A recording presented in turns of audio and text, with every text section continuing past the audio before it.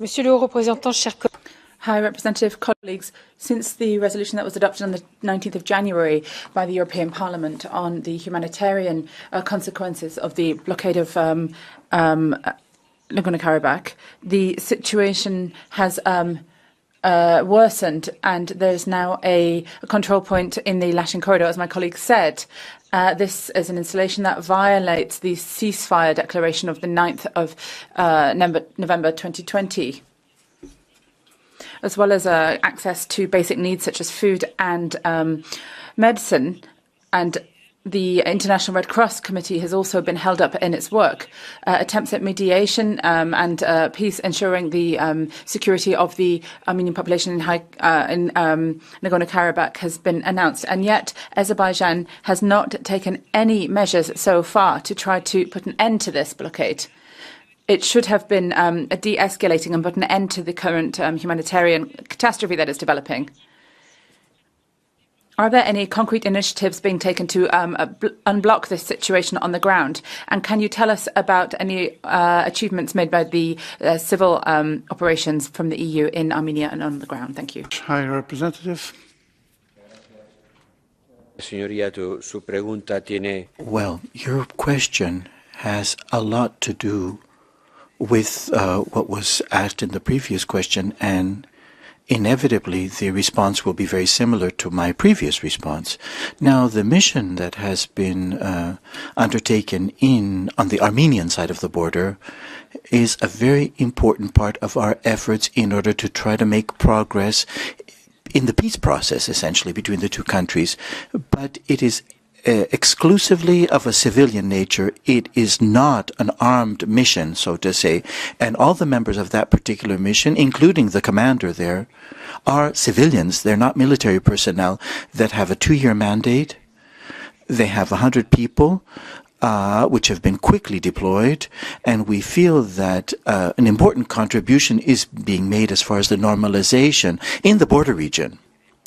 We also feel that it's contributing to facilitate the efforts that are being made, and to those to which I made reference earlier on in the process which has been initiated by the President of the Council in order to promote for normalization between the two countries. But this particular mission has very, very clear delineated limits. It is not a peace process.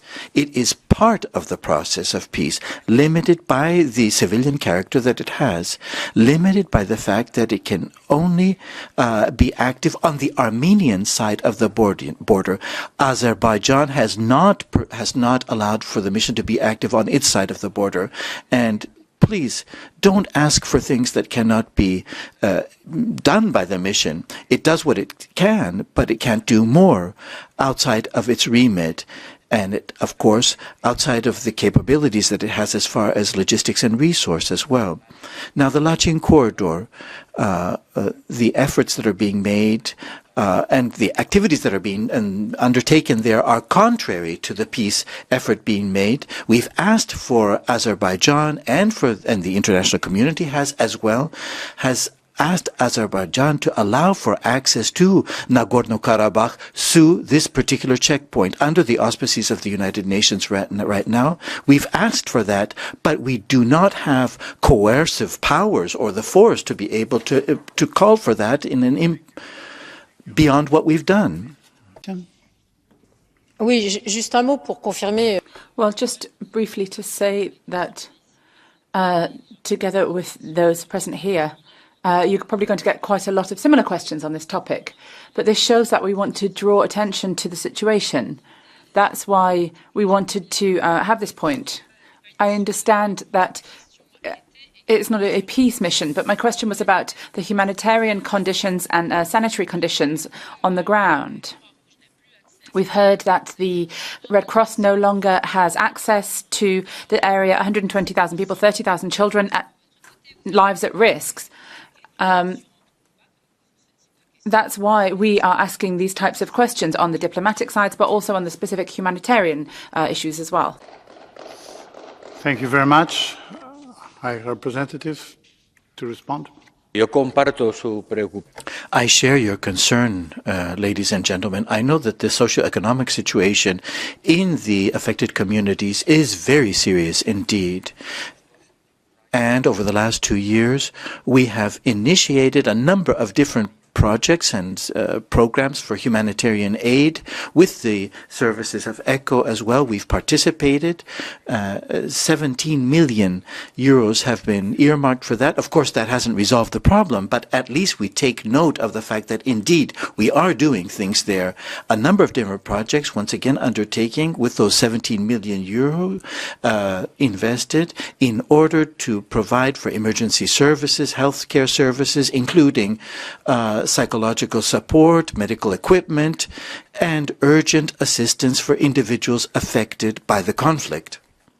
And indeed, we're doing demining of the region. Much is being done on that particular front. Recently, we also launched an additional project in order to demine areas in the Armenian territory as well. So I understand. I indeed share your concerns, and of course more could be done. But please allow me to say that indeed we are doing something at least. And I think indeed that ought to be recognized. It is, of course, illustrated by the funds earmarked.